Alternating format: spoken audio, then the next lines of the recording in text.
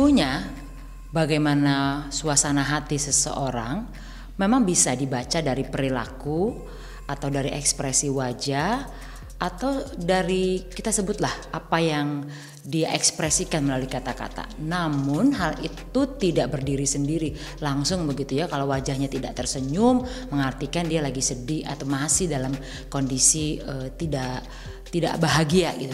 Tidak sesederhana itu. Bella tergolong sosok yang kalau buat saya tahu dari dulu sampai sekarang sosok yang cukup berhasil menampilkan perilaku yang terkendali di depan publik. Kalaupun sesekali ada sebuah situasi yang ditangkap oleh media, dia lagi sedih, lagi menangis, saya pikir itu situasi yang memang sedang dialami dan bukan berlebihan untuk ditunjukkan. Jadi dalam situasi saat ini pun demikian halnya. Tetap ada pengendalian diri yang dilakukan. Itu tampak dari mana? Beberapa respon yang ditampilkan bukan sesuatu yang lepas, gitu ya. Bukan sesuatu yang sifatnya spontan. Namun dilakukan dengan pertimbangan, walaupun sedikit, walaupun pendek.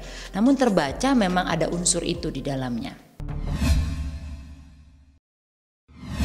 Jujur ya Mbak, aku happy ngejalanin semuanya. Ini belum sih Mbak, aku pulang dulu ke rumah, pulang dulu ke suami dan ke anak. Besok insya Allah setelah itu aku menjalani tugas sebagai seorang istri dan sebagai seorang anak dulu. Seorang ibu.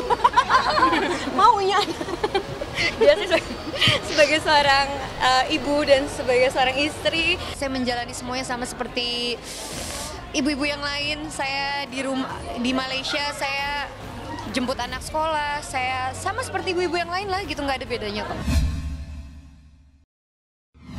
Kalau ketika dia menanggapi gurauan Raffi, gurauan yang barangkali sudah sering didengar, saya nggak tahu ya. Nah, ada kalanya ketika gurauan itu sudah sering disampaikan atau sosok yang menyampaikan gurauan itu dianggap biasa aja, bisa jadi tidak memunculkan sebuah reaksi lucu atau reaksi menggelitik gitu deh, sehingga kita jadi tersenyum atau tertawa.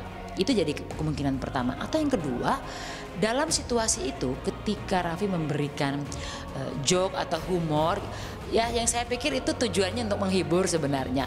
Nah, Bella belum terstimulasi dengan joke tersebut. Beliau masih dalam situasi mengendalikan suasana hatinya.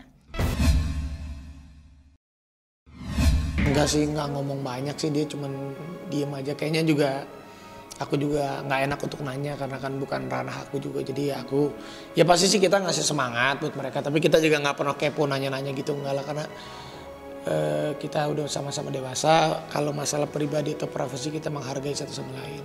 Enggak sih, kita sekarang juga nggak. Kalaupun dia mau cerita ya kita akan jadi pendengar yang baik, tapi kalaupun dia nggak cerita kita juga nggak pengen nggak pengen ngorek-ngorek yang memang bukan ranah kita sih, karena kita juga udah dewasa lah, kita udah masing-masing udah punya hidupnya masing-masing. Tapi kita kalau untuk saling support pasti kita saling support. Jadi jangan lupa untuk subscribe Cumi Cumi, ditekan ya tombol lonceng merahnya.